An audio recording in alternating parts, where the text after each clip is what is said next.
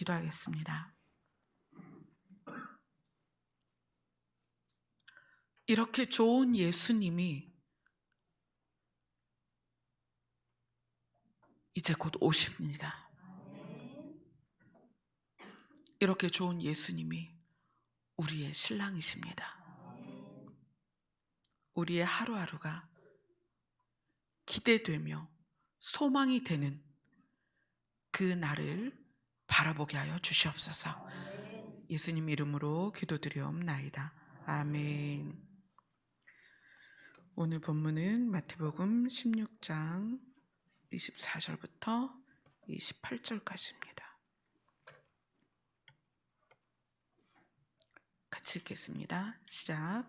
이에 예수께서 제자들에게 이르시되 누구든지 나를 따라오려거든 자기를 부인하고 자기 십자가를 지고 나를 따를 것이니라. 누구든지 제 목숨을 구원하고자 하면 잃을 것이요 누구든지 나를 위하여 제 목숨을 잃으면 찾으리라.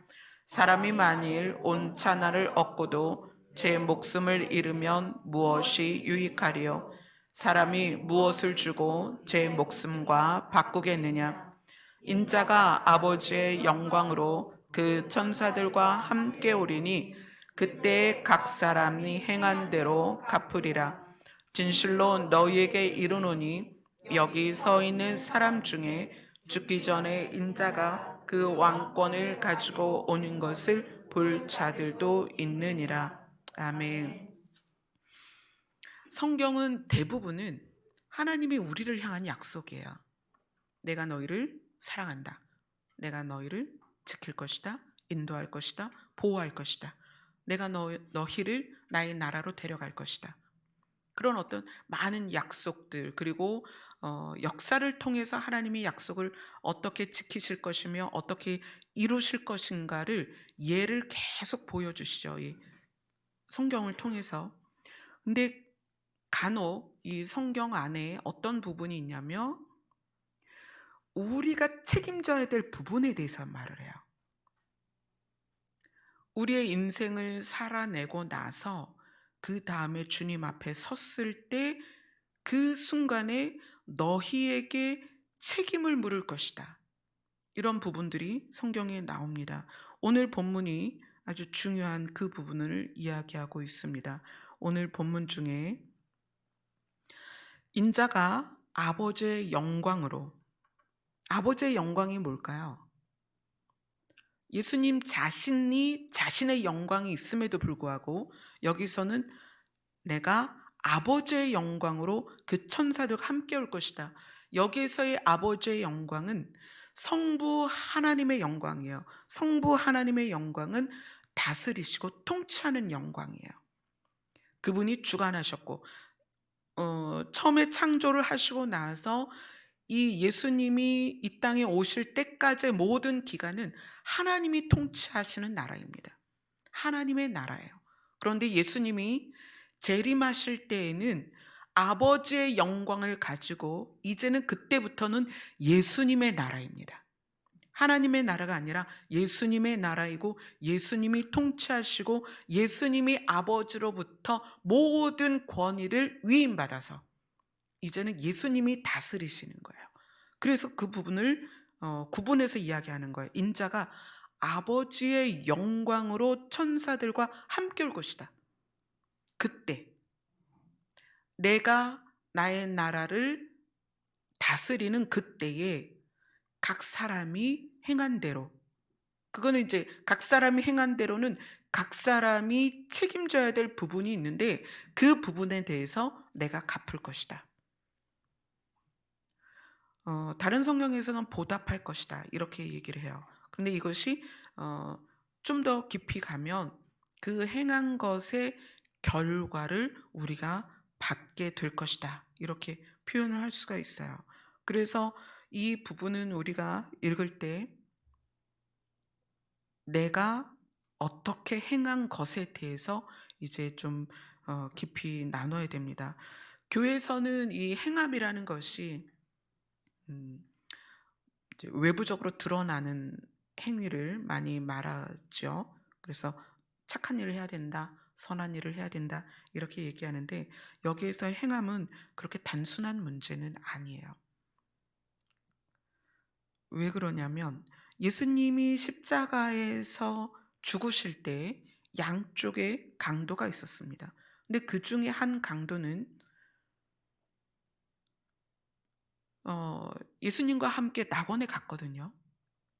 그러면 예수님이 그에게 말씀하셨죠. 내가 낙원에 갈 때 너와 함께 갈 것이다. 너가 함께 그 낙원에 있을 것이다.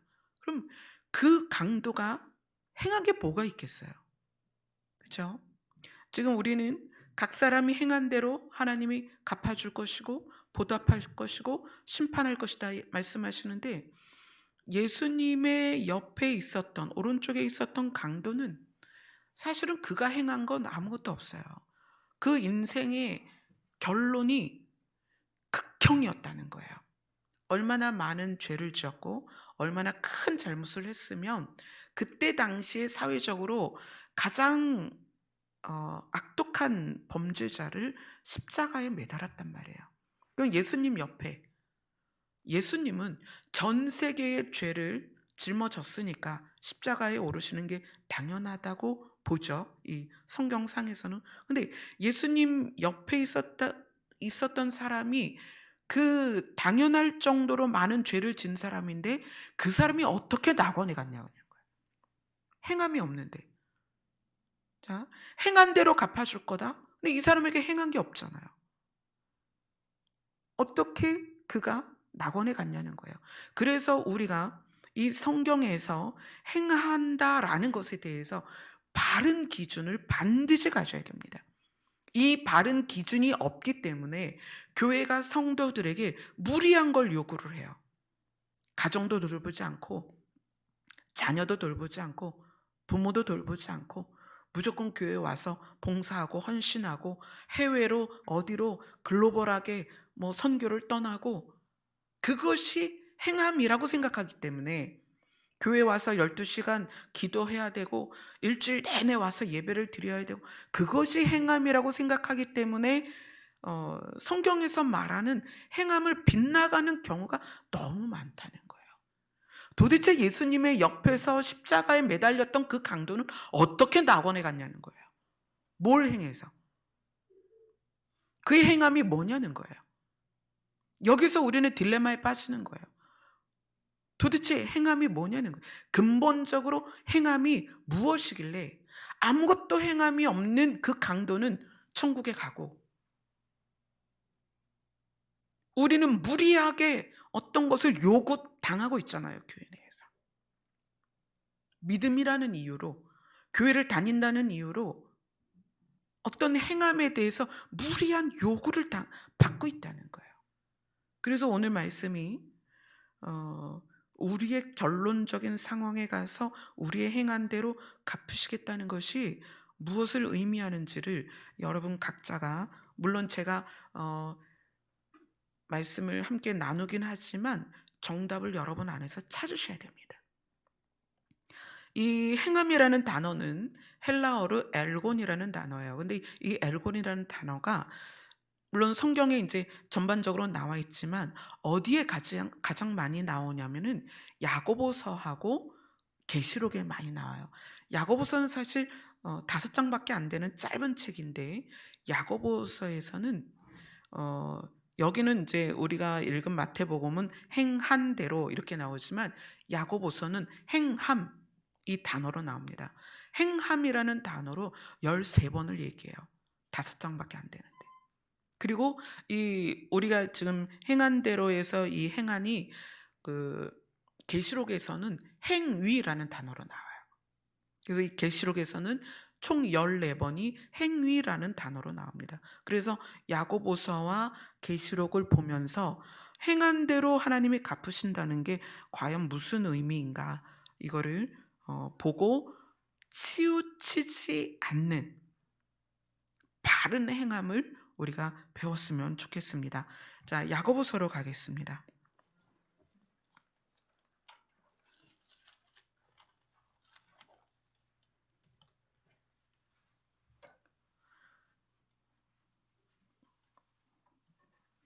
야고보서는 예수님의 동생이죠. 예수님의 동생이 음, 교회 지도자들에게 또 그리스도인들에게 참된 믿음이 뭐냐라는 것을 가르치기 위한 편지입니다. 야고보서 1장 1절을 다 같이 읽겠습니다. 시작. 하나님과 주 예수 그리스도의 종 야고보는 흩어져 있는 12지파에게 문안하노라. 자, 야고보서 1장 1절이 야고보서의 방향을 알려주는데, 이게 무슨 얘기냐면 하나님과 주 예수 그리스도의 종 야고보는 흩어져 있는 12지파에게 문안하노라. 여기에서 흩어져 있는 12지파라는 뜻이 뭐냐면, 이때 유대인들 중에 어떤 유대인이냐면 유대교의 유대인이 아니라 그리스도교 안에 있는 유대인을 말하는 거예요.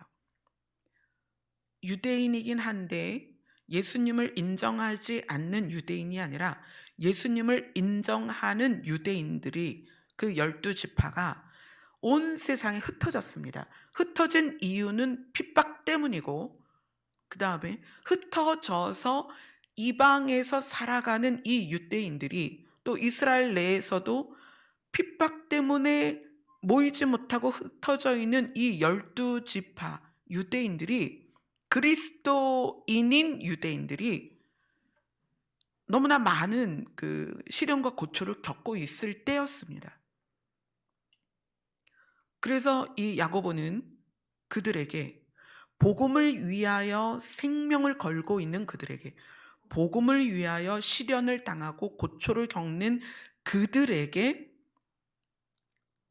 당부해야 할 것들을 이야기를 하는 거예요. 근데 믿음 때문에 흩어졌잖아요. 예수 그리스도를 믿는 믿음 때문에 흩어졌는데, 그들에게 야고보가 중요하게 말한 게 뭐냐면 행함이라는 거예요. 그래서 이 야고보서는 1장에서 5장까지 굉장히 짧은데 여기에서 행함이라는 단어를 13번이나 이야기합니다. 왜 그럴까요? 자, 5장 7절에서 11절 보겠습니다.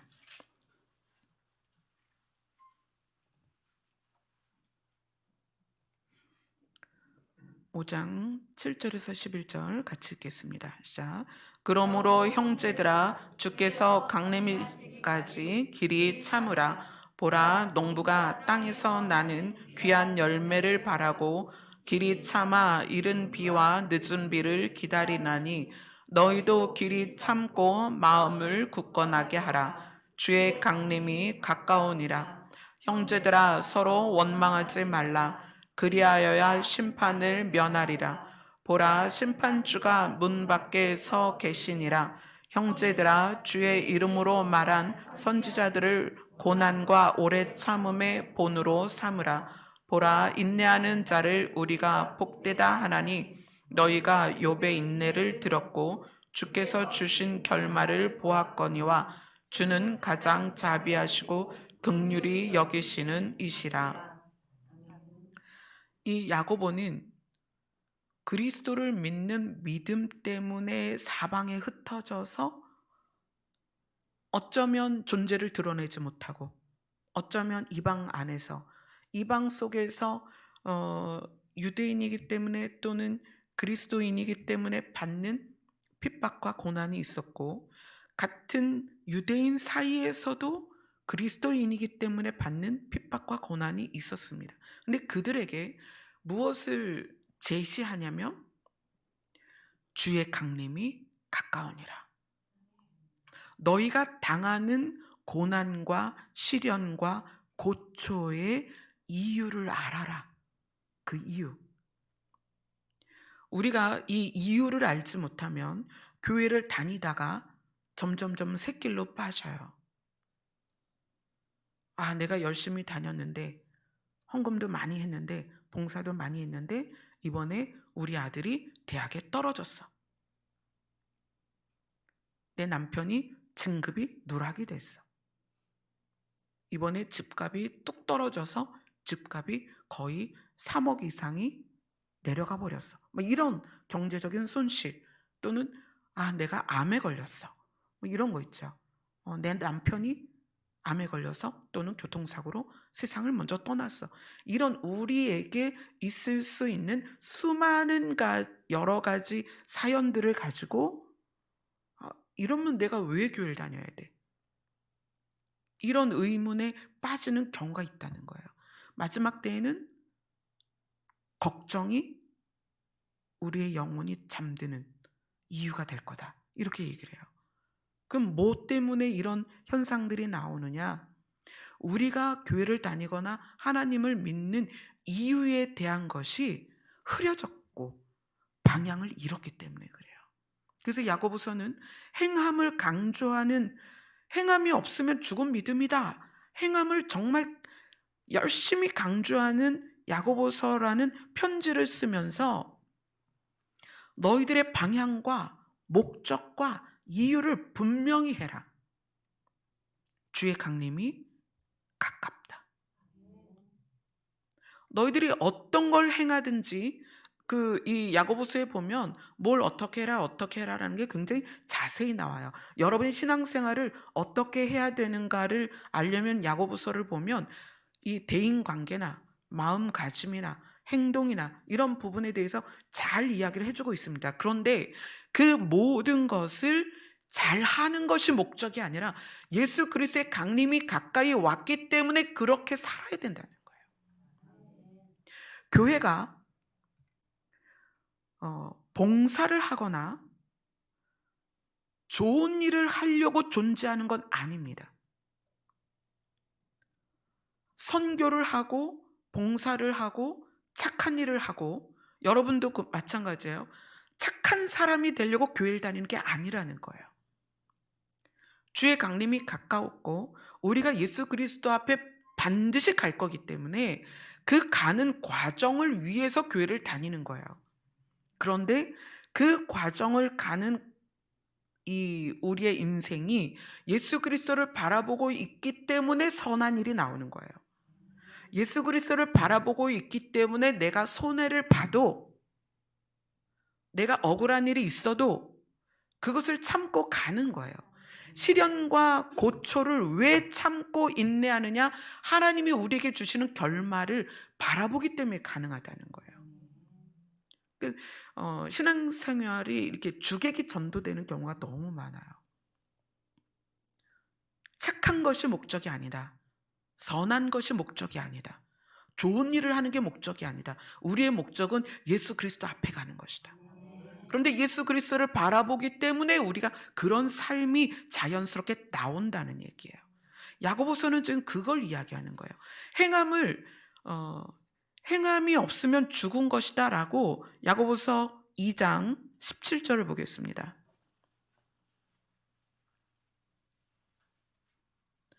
2장 17절 같이 읽겠습니다. 시작. 이와 같이 행함이 없는 믿음은 그 자체가 죽은 것이라. 26절 같이 읽습니다. 시작. 영혼 없는 몸이 죽은 것 같이 행함이 없는 믿음은 죽은 것이니라. 반드시 행함이 나타나야 되는데 그래야만 그 믿음을 진짜라고 말할 수 있는데, 그 행함이 어디에서부터 출발해서 어디를 목표로 해야 되느냐? 예수 그리스도로 출발해서 예수 그리스도 앞에 설 것을 바라보는 자의 행함이어야 된다는 거예요. 기차는 당연히 목적지로 갑니다. 그러나 선로를 이탈하면 목적지까지 갈 수가 없어요. 우리는 구원이라는 기차를, 믿음이라는 기차를 탔어요. 근데 이 선로가 뭐냐? 예수 그리스도라는 거예요. 우리가 구원이라는 기차를 탔지만 선로를 이탈하면 구원의 끝 결말까지 갈 수가 없어요. 야고보는 형 예수 그리스도를 자라면서 공생애가 시작되기 전 30년을 함께 살았고 그 다음에 공생의 기간을 지나왔습니다. 그래서 야고보는 예수님이 누구인지를 인간적으로 너무나 잘 알았어요.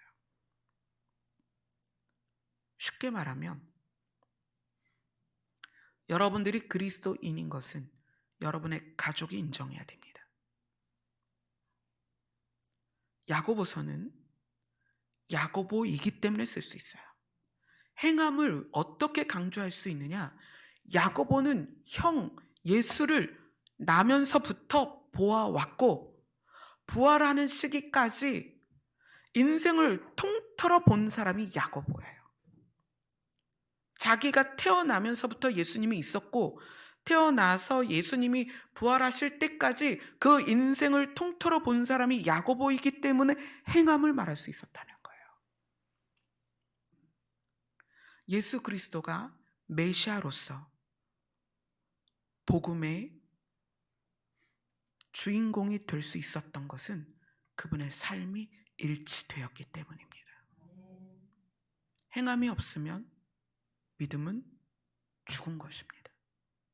우리가 그리스도인이다라고 말할 수 있는 것은 가정에서부터 가장 가까운 내 자녀, 남편, 아내, 부모에게 증거가 되어야 돼요. 당신은 정말 그리스도인이다. 그게 어디서 증명이 돼요? 교회에서 한 10시간 기도하면 내 자식이 나를 알아줄까요? 전 재산 팔아서 교회에다가 헌금하면 내 남편이 내 아내가 당신 정말 믿음 좋아 이렇게 알아줄까요? 그걸로 되는 게 아니에요. 무엇으로 된다? 어떻게 사느냐로 보여주는 거예요. 그것을 야고보는 행함이라는 단어로 표현을 했다는 거예요. 그래서 야고보서를 보면 이렇게 행해야 된다, 이렇게 행해야 된다, 이렇게 해야 된다. 사람과의 관계 안에서, 공동체 안에서 어떻게 해야 된다를 이야기하는 거예요. 왜냐하면 야고보는 예수님의 행함을 봤기 때문에 그래요.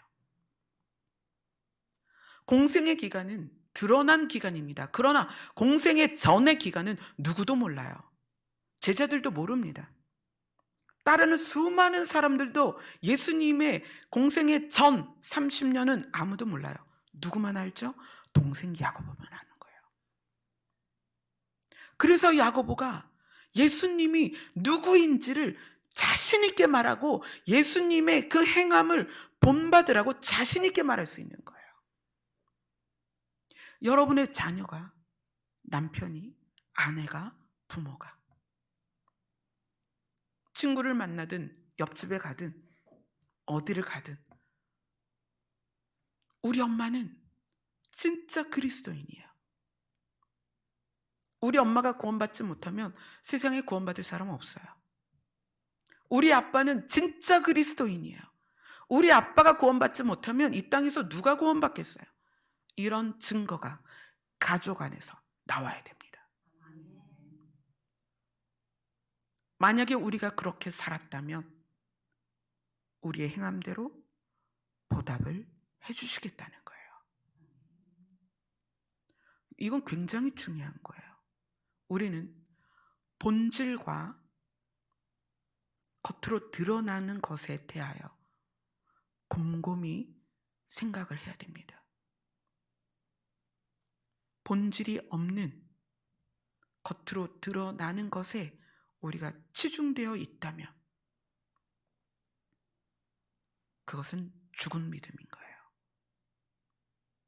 이 행함은 어떤 행함이냐면 본질을 포함한 행함을 말하는 거예요. 본질을 포함한. 그래서 지금 이제 과연 본질이 무엇일까라는 것을 보려고 하는 거예요. 자, 야고보서 1장으로 갑니다.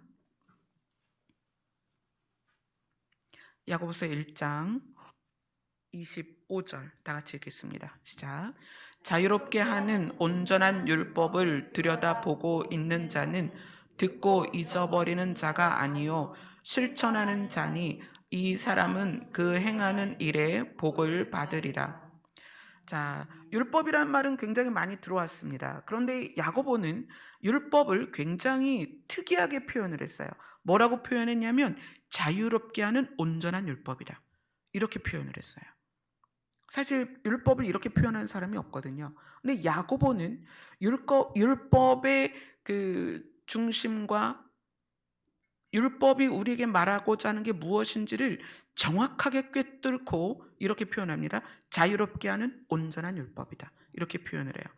자, 그리고 2장 12절을 갑니다. 같이 읽겠습니다. 시작. 너희는 자유의 율법대로 심판받을 자처럼 말도 하고 행하기도 하라.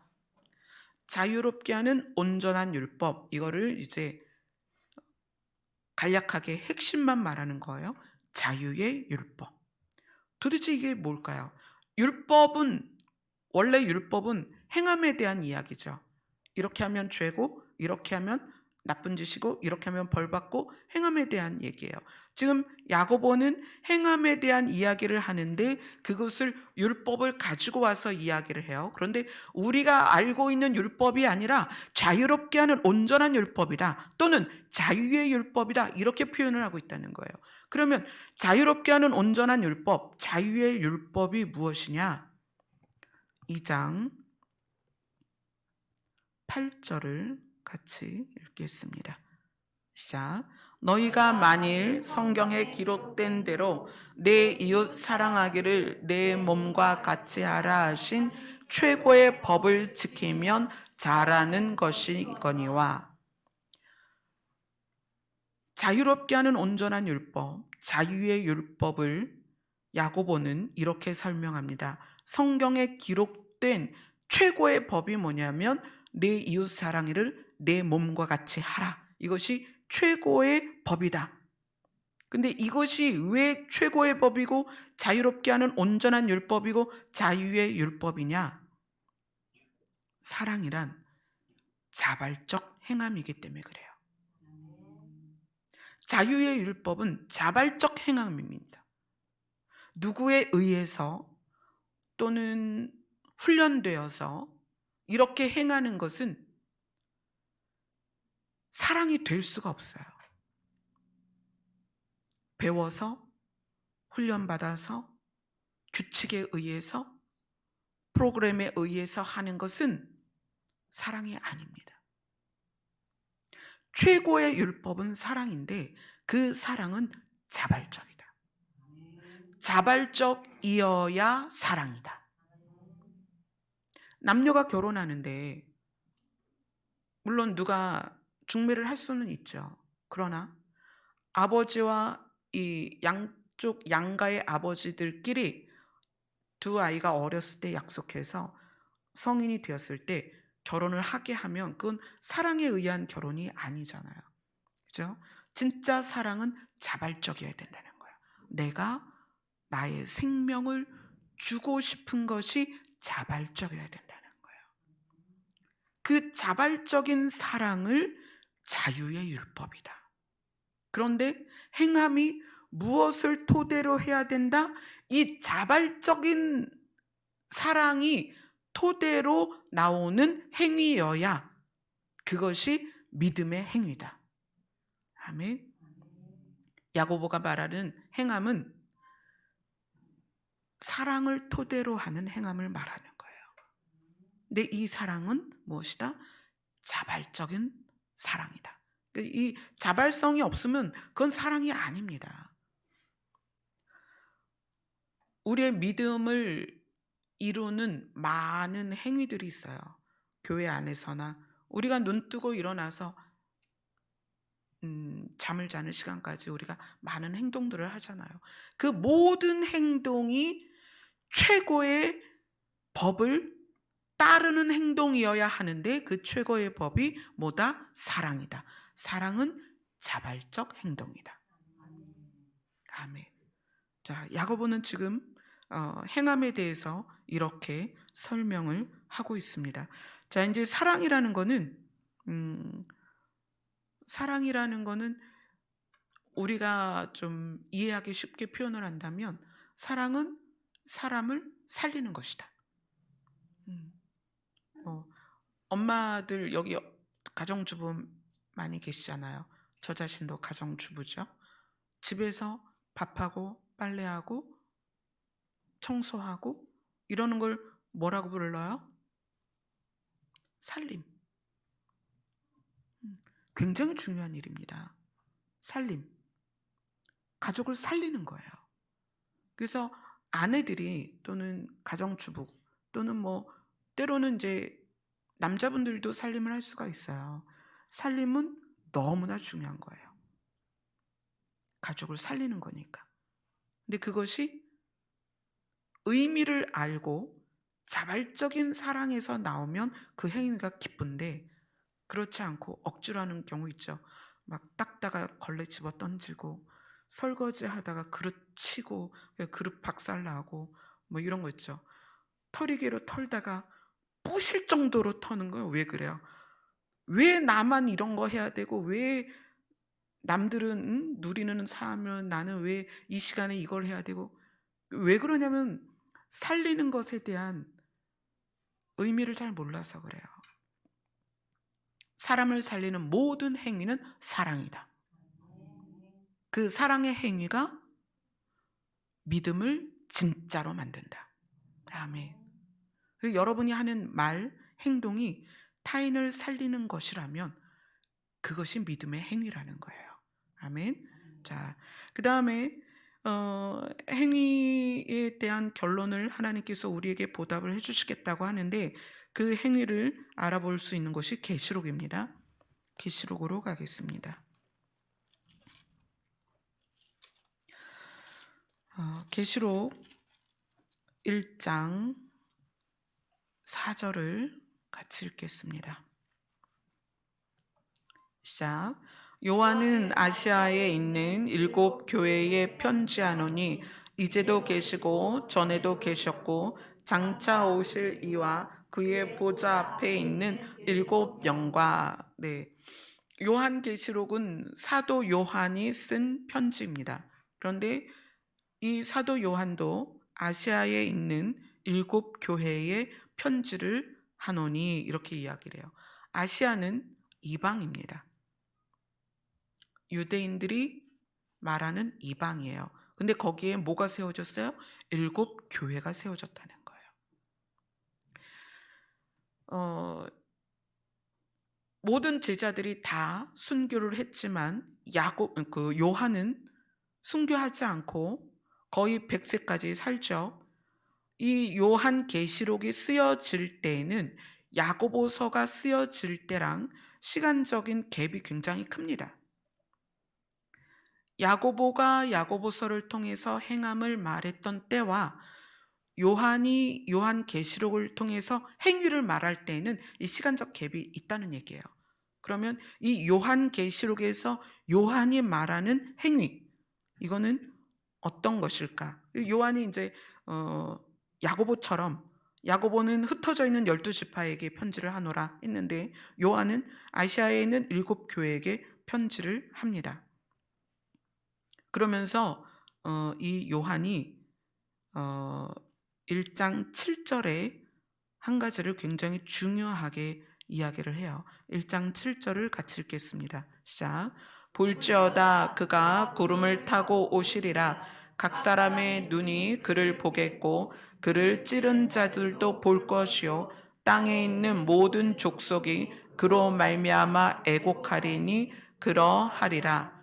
아멘. 그리고 요한계시록 마지막, 계시록 마지막이 22장이죠. 22장 20절입니다.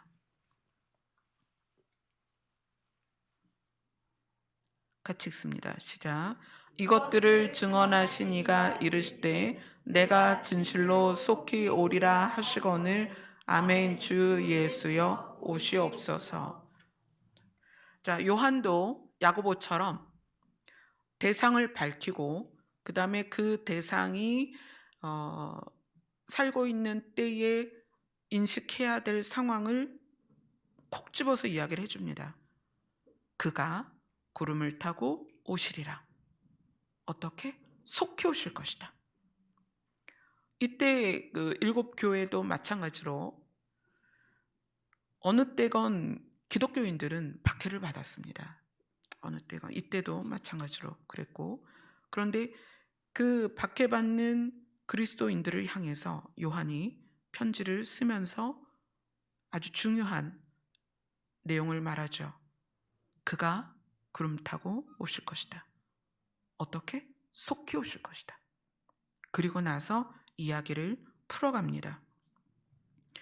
자, 요한이 계시록을 행위에 대해서 14번이나 쭉 이야기하면서 뭐에 대해서 이야기하냐면 굉장히 중요한 부분이 요한계시록 2장 4절과 5절입니다. 같이 읽겠습니다. 시작. 그러나 너를 책망할 것이 있나니 너의 처음 사랑을 버렸느니라. 그러므로 어디서 떨어졌는지를 생각하고 회개하여 처음 행위를 가지라.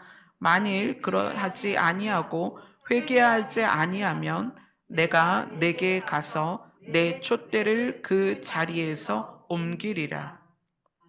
아멘. 네가 처음에 가졌던 사랑을 버렸다. 네가 언제 그렇게 됐는지를 잘 생각해 봐라. 그리고 처음 행위를 가져라. 만약에 그렇게 하지 않으면 하나님께서 촛대를 옮기실 것이다. 굉장히 무서운 얘기예요. 촛대를 옮기신다는 것. 요한은 요한계시록 모든 부분에서 나중에는 너희의 행위대로 심판을 받을 것이다, 이 말씀까지 나와요. 그런데 너의 처음 사랑을 버렸고 그 다음에 너의 처음 행위를 다시 회복해라, 이런 말을 통해서 우리는 행위에 대한 새로운 기준, 이 새롭다는 것은 원래로 돌아간다는 얘기예요. 행위의 진짜 기준을 발견을 해야 됩니다. 자, 이것을 처음 사랑이 뭐고 처음 행위가 뭔지는 에베소서를 통해서 자세하게 보도록 할게요. 에베소서 3장입니다. 에베소서 3장 17절부터 19절까지 우리 청년 자매가 읽어주세요. 믿음으로 말미암아 그리스도께서 너의 마음에 계시게 하시옵고 너희가 사랑 가운데서 뿌리가 박히고 터가 굳어져서 능히 모든 성도와 함께 지식에 넘치는 그리스도의 사랑을 알고 그 너비와 길이와 높이와 깊이가 어떠함을 깨달아 하나님의 모든 충만하신 것으로 너희에게 충만하게 하시기를 구하노라. 아멘. 그리스도께서 너희 마음에 계시게 하셨고 너희가 우리 안에, 우리 마음에 계신 그리스도에게 뿌리가 박히고 터가 굳어져서. 근데 그리스도, 여기에선 그렇게 표현했죠. 너희가 사랑 가운데 뿌리가 박히게 돼야 된다. 근데 우리 마음에 누가 계시냐면 그리스도를 우리 마음에 계시게 하고 우리가 그리스도의 사랑에 뿌리가 박혀야 된다는 거예요. 그래서 모든 성도와 함께 지식에 넘치는 그리스도의 사랑을 알아야 된다. 아멘. 우리가 잃어버린 처음 사랑이 뭐냐? 예수 그리스도라는 거예요. 예수 그리스도 자체가 사랑인데 예수 그리스도를 잃으면 우리의 행위가 어떻게 바뀌느냐? 그리스도가 없는 행위로 바뀌는 거예요. 그거를 우리는 단순히 그냥 어떤 행위라고 말하냐면 종교적이다, 종교 행위다, 뭐 이렇게 표현을 할 수가 있죠. 종교성을 갖고 있는 우리가 종교적인 행위를 하게 되는 거예요. 사랑의 행위가 아니라. 그 차이를 여러분 아실 거예요. 종교적인 행위와 사랑을 가지고 하는 행위. 지금 에베소서에서는 지금 그것을 우리에게 가르치고 있습니다. 자, 이것을 통해서 교회에서 이렇게 표현할 때가 있어요.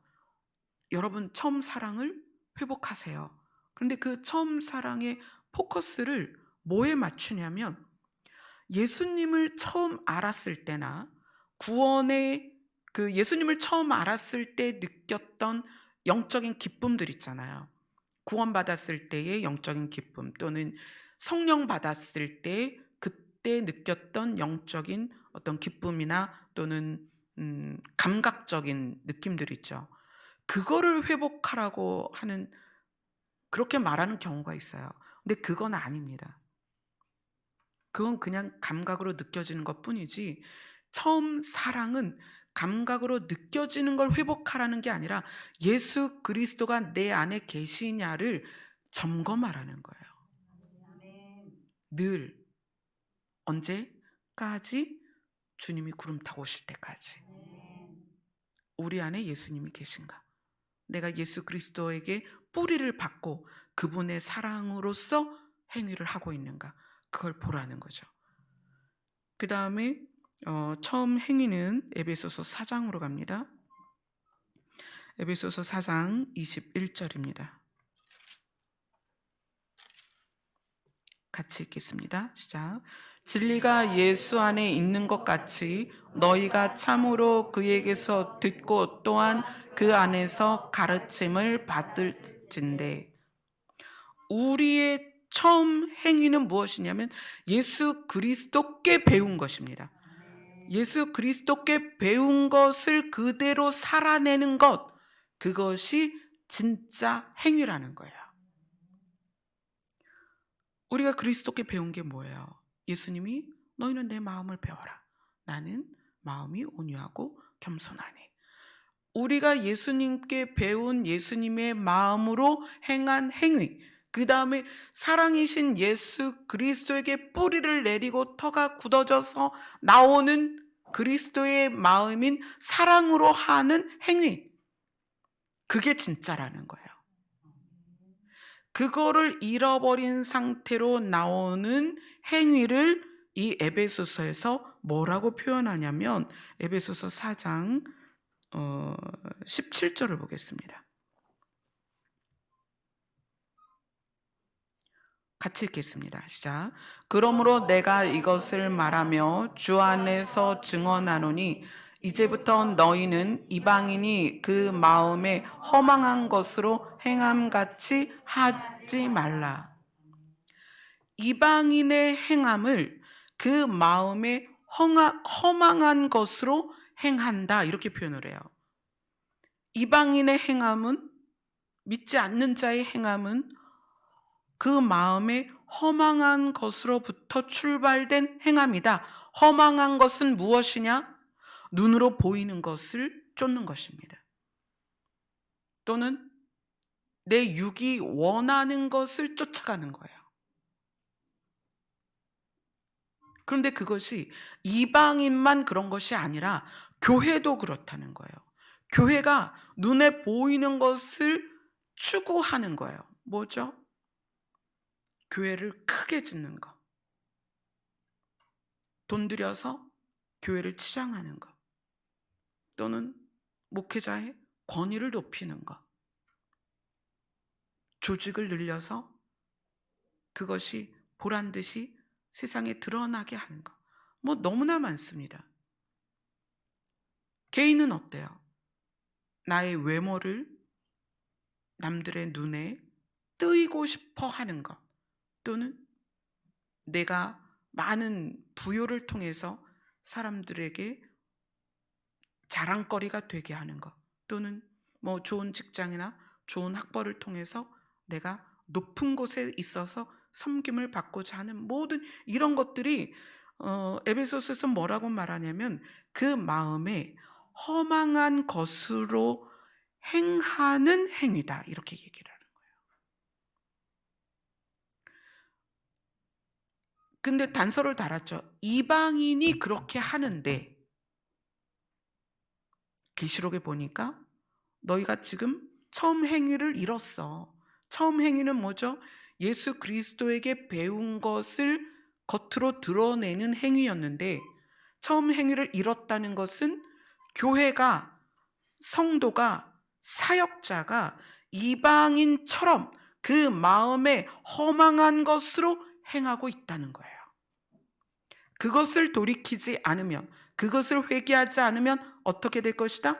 촛대를 옮겨버릴 것이다. 굉장히 무서운 얘기예요. 그래서 뭐라고 하는 거예요? 오늘 마태복음 본문에서는 너희 행위대로 갚아줄 것이다, 그렇게 말씀하는 거예요.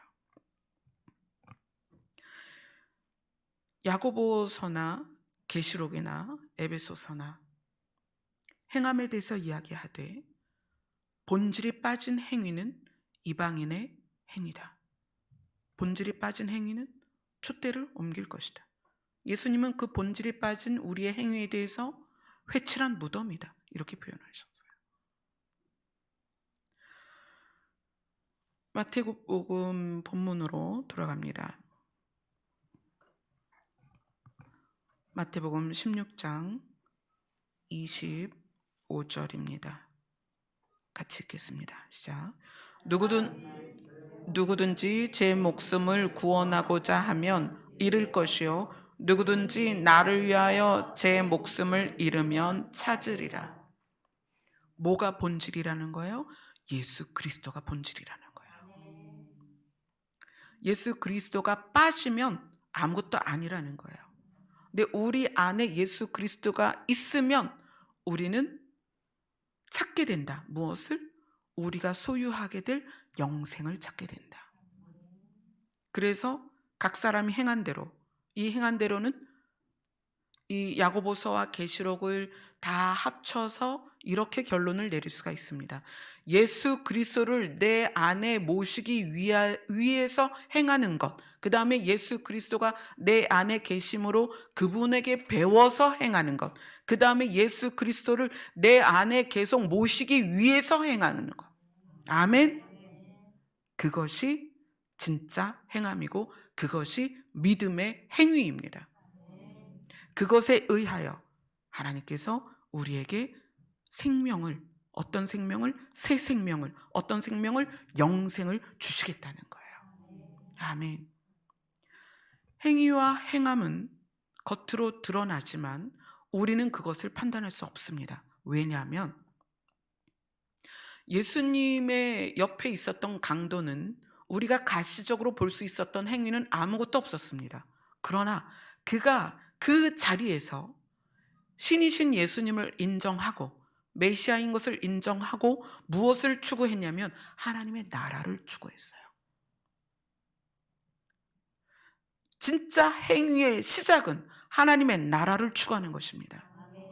진짜 행위의 출발은 다시 오실 예수 그리스도를 기대하는 것입니다. 진짜 행위의 시작점은 구름 타고 속히 오실 예수 그리스도를 바라보는 거예요. 그리고 나서 하나님의 나라를 소망하고 예수 그리스도의 다시 오심을 기대하면서 그리스도로부터 출발된 행동, 그것이 믿음의 행동이라는 거예요. 비록 예수님 옆에 있던 강도는 우리의 가시적인 범위 내에서의 행동은 없었습니다. 그러나 그가 믿음의 행위의 첫 출발을 했다는 거예요. 뭐죠? 메시아인 예수 그리스도를 인정했습니다. 그 다음에 하나님의 나라를 소망했어요. 그래서 구원받은 거예요. 그럼 우리가 지금 당장 죽을 게 아니잖아요. 언제 죽을지 모르잖아요. 그러면 예수 그리스도를 신이신 것을 인정하고 그 다음에 하나님의 나라를 소망하고 다시 오실 예수 그리스도를 바라보면서 내 안에 계신 예수 그리스도에게 배워서 행동하라는 거예요. 언제까지? 우리가 주님의 나라에 도달할 때까지. 그런데 그 과정에서 예전에도 말씀드렸지만 우리는 출발점이 다릅니다. 부모에게서 좋은 교양과 품위 있는 삶을 배운 사람과 나면서부터 상처와 어렵고 물론 이제 태어날 때 바란 건 아니겠지만 그런 환경이 주어진 사람들이 있잖아요. 그래서 그들이 갖춘 인격과 어떤 교양은 좋은 부모를 만난 사람하고는 많이 달라요. 그래서 출발점이 전부 다 다릅니다. 어떤 사람은 플러스 10일 수 있지만 어떤 사람은 마이너스 10일 수 있다는 거예요. 그런데 시작점이 예수 그리스도를 신으로 인정하고 메시아인 것으로 인정하고 그분의 나라를 바라보며 그분이 다시 오실 것을 기대한다면 출발점이 어디든 믿음의 행위가 시작된 거예요. 그래서 그러한 상황에서 겉으로 드러나는 것이 믿음이 있다 없다를 우리는 판단할 수 없다는 거예요. 하나님은 그래서 뭘 보신다? 중심을 본다. 네가 비록 아직 말이 거칠고 행동이 좀 불손해 보이고 술도 못 끊고 담배도 못 끊고 그렇잖아요. 교양이 없어 보여. 쟤는 왜 저래? 믿는 사람이 어떻게 저럴 수가 있지? 그럴 수 있습니다. 그러나 그러할지라도 하나님과 예수님을 신으로 믿고 그분의 나라를 소망하고 주의 오심을 기다린다면 믿음의 행위가 시작된 거라는 거예요. 그래서 우리는 공동체 안에서 감히 누구를 비판할 수 없습니다. 비난할 수 없다는 거예요. 왜냐하면 그가 믿음의 행위를 시작했다면 그는 하나님이 돌보실 것이고 하나님이 인도하실 것이고 하나님이 그를 그분의 나라로 데려가실 것입니다. 그것에 대해서 그 예수님의 옆에 강도가 구원받았다는 것에 대해서 누가 어떻게 반문을 제시할 거냐는 거예요. 예수님이 데려가겠다는데 마찬가지예요. 저 자신은 정말 율법적이고 종교적인 사람이었어요. 나면서부터 가정이 믿는 가정이었기 때문에 정말 종교적이었습니다. 그러나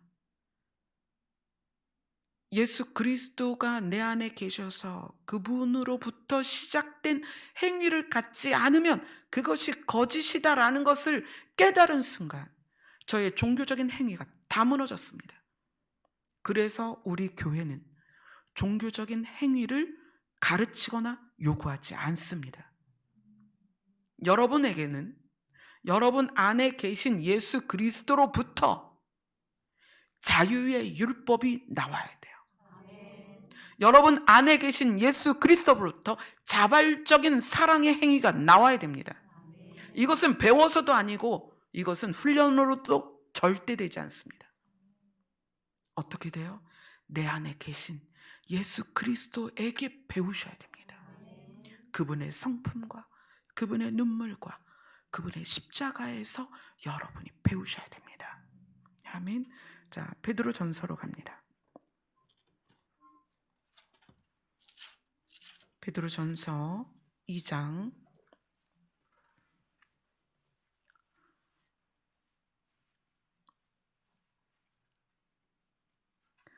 18절부터 25절까지 내용을 곰곰이 들여다보면서 읽겠습니다. 시작. 사환들아 범사에 두려워함으로 주인들에게 순종하되 선하고 관용하는 자들에게만 아니라 또한 까다로운 자들에게도 그리하라. 부당하게 고난을 받아도 하나님을 생각함으로 슬픔을 참으면 이는 아름다우나 죄가 있어 매를 맞고 참으면 무슨 칭찬이 있으리요. 그러나 선을 행함으로 고난을 받고 참으면 이는 하나님 앞에 아름다우니라. 이를 위하여 너희가 부르심을 받았으니 그리스도도 너희를 위하여 고난을 받으사 너희에게 본을 끼쳐 그 자취를 따라오게 하려 하셨느니라. 그는 죄를 범하지 아니하시고 그 입에 거짓도 없으시며 욕을 당하시되 맞대어 욕하지 아니하시고 고난을 당하시되 위협하지 아니하시고 오직 공의로 심판하시는 이에게 부탁하시며 친히 나무에 달려 그 몸으로 우리 죄를 담당하셨으니 이는 우리로 죄에 대하여 죽고 의에 대하여 살게 하려 하심이라. 그가 채찍에 맞음으로 너희는 나음을 얻었나니 너희가 전에는 양과 같이 길을 잃었더니 이제는 너희 영혼의 목자와 감독 되신 이에게 돌아왔느니라. 아멘. 영혼의 목자와 감독 되신 예수 그리스도에게 우리가 오면 우리는 부당하게 고난을 당하는 상황에서도 하나님을 생각하며 그것을 참을 수 있다는 거예요. 물론 우리가 잘못해서 당하는 고난도 있지만 이 땅에서 그리스도인이기 때문에 고난을 당하는 게 있습니다. 그러나 그 부당한 고난도 누구를 생각해서? 하나님을 생각함으로 참으면 이것은 아름답다. 또 선을 행함으로 고난을 받으면, 우리가 선을 행함으로 고난을 당할 때가 있습니다. 선을 행함으로 고난을 받으나 그것을 잘 참으면 무엇 때문에 참죠? 하나님을 생각함으로 참으면 하나님 앞에 아름답다. 예수님도 고난을 참으셨습니다. 왜? 하나님을 생각해서 아버지의 뜻이 이 땅에 이루어지게 하기 위하여 그 고난을 참으셨다는 거예요. 그러면서 뭐라고 말씀하시냐? 이거 굉장히 중요한 이야기입니다. 너희에게 그 본을 보여서 우리가 그 본을 받아서 그 자취를 따라오게 하려 하심이라. 예수 그리스도의 십자가의 고난은 결론이 뭐냐면 아버지의 영광입니다. 우리가 예수님의 그 자취를, 예수님의 발자취를, 그 예수님의 행위의 자취를 따라가면 그 결론은 아버지의 영광이라는 거예요. 아까 말씀드렸죠? 아버지의 영광이 뭐예요? 다스리는 영광입니다. 통치자의 영광이에요. 예수님이 그 영광을 받았고 예수님이 뭐라고 말씀하시냐면 너희도 나와 함께 다스리게 될 것이다. 아멘. 그래서 예수님의 자취를 따라가면 그 결론이 무엇이다? 아버지의 영광이다. 아멘. 우리는 이제 오늘 본문으로 다시 돌아가서 예수님이 말씀하십니다. 누구든지 나를 따라오려거든 자기를 부인하고 자기 십자가를 지고 나를 따를 것이니라. 우리는 우리의 생각과 욕구대로 허망한 것으로 행하는 것이 아니라 우리 안에 계신 예수 그리스도로 말미암아, 여기서 자기 부인은 허망한 것을 부인해 버리는 거예요. 우리가 이 땅에서 익숙해진 것들이 얼마나 많아요. 가시적으로 눈에 보이는 것을 추구했던 우리의 모든 가치를 내려놓고 자기 십자가를 지고 우리가 선을 행함에 고난을 당할 수 있고 예수 그리스도를 믿는 것 때문에 고난을 당할 수 있습니다. 그러나 그럼에도 불구하고 우리가 예수 그리스도를 따르기로 결정해서 곧 오실 예수 그리스도를 바라보며 하나님의 나라를 추구하여 나아간다면 예수님과 똑같은 결말이 될 것이다. 예수님의 결론은 아버지의 영광입니다. 우리도 그렇게 될 거라는 거예요. 그래서 십자가의 결론은 과정하고는 다르다. 십자가의 과정은 고난이고 슬픔이고 아픔이고 고난이지만 그 과정을 지나 결론으로 가면 무엇이 결론이다? 아버지의 영광이다. 아멘. 예수님은 그래서 나의 발자취를 따라와라.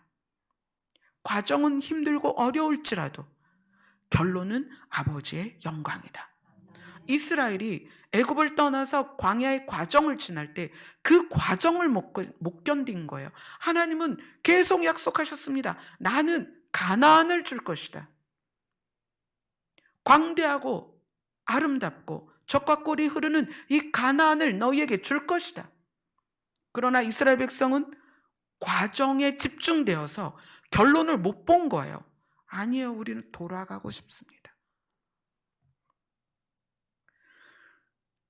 하나님이 우리에게, 예수님이 우리에게 십자가를 지라고 자신 있게 말씀하실 수 있었던 이유는 결론을 알기 때문에 그래요. 우리에게 주어지는 결론은 하나님의 나라입니다. 아멘. 여러분들이 이제 행함이나 행위에 대해서 치우치지 말아야 됩니다. 우리의 진짜 행함과 행위는 내 안에 계신 예수 그리스도로부터 배운 것과 예수 그리스도의 본질인 사랑으로부터 나오는 행동, 그리고 어떤 자발적인 사랑, 이것이 우리의 행동이고 행함이고 행위이어야 된다는 거예요. 아멘. 기도하겠습니다.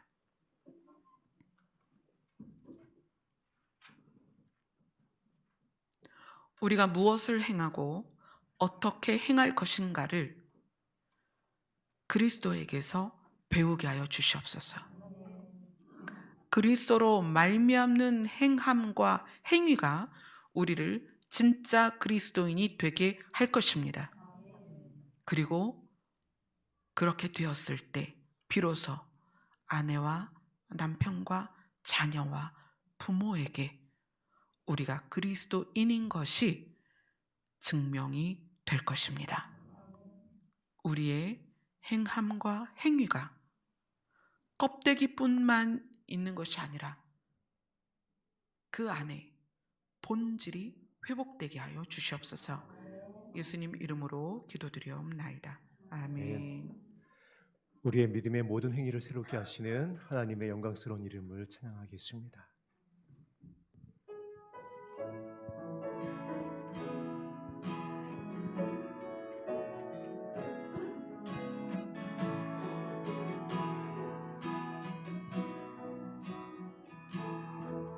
해가 뜨는 새 아침 밝았네.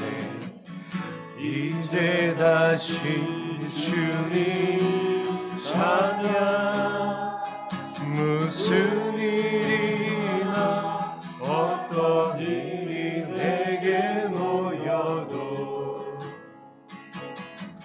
저녁이 올 때 나는 해가 뜨는 새 아침이 밝았습니다.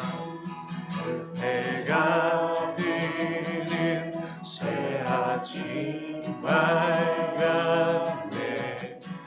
이제 다시 주님 찬양. 무슨 일이나 어떤 일이 내게 놓여도 저녁이 올 때 나는 노래해. 성축된 내 영혼, 내 영혼아, 거룩하신 이름. 이전에 없었던 노래로 나 주님을 경배해.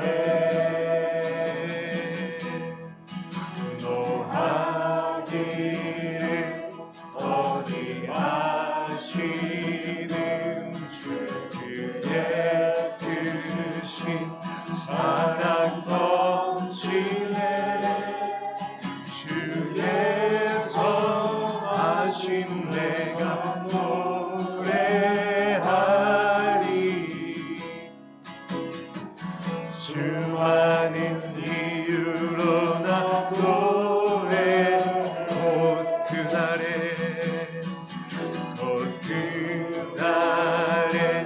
나의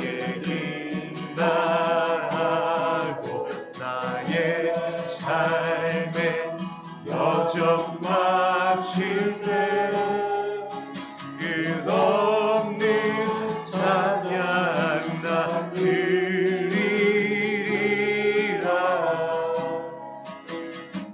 수많은 세월 지나 영원히 성축해 내 영혼, 내 영혼아, 거룩하신 이름.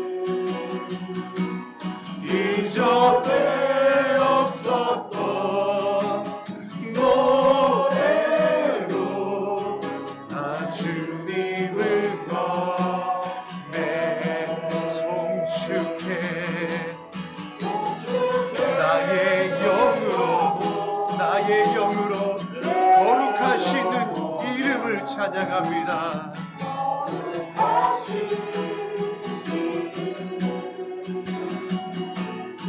이전에 없었던 노래로 나 주님을 경배해. 해가 뜨는 새 아침 밝았네. 이제 다시 주님 찬양. 무슨 일이나 어떤 일이 내게 놓여도 저녁이 올 때 나는 노래 우리의 영으로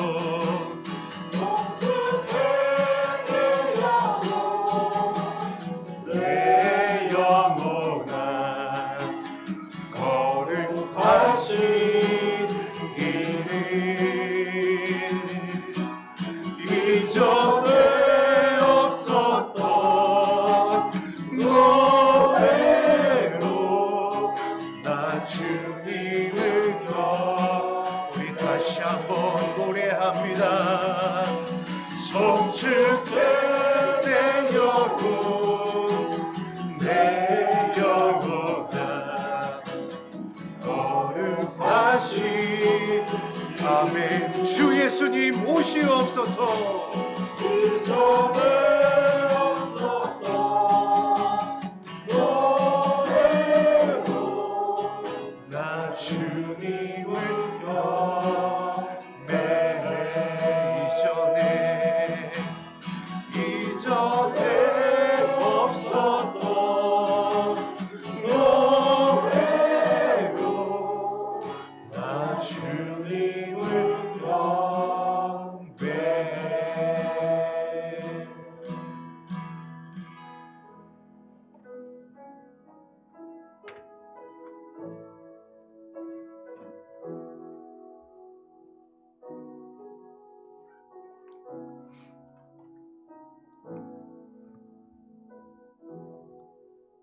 제가 그런 생각을 해봤어요. 제가 주님 앞에 섰을 때 주님은 저의 행위의 어떤 부분을 귀하게 보셨을까? 남편이 처음 개척했을 때 하나님, 전 뭘 할까요? 사실 그때는 굉장히 의기양양했어요. 하나님, 저 할 줄 아는 게 많으니까 뭐든지 하겠습니다.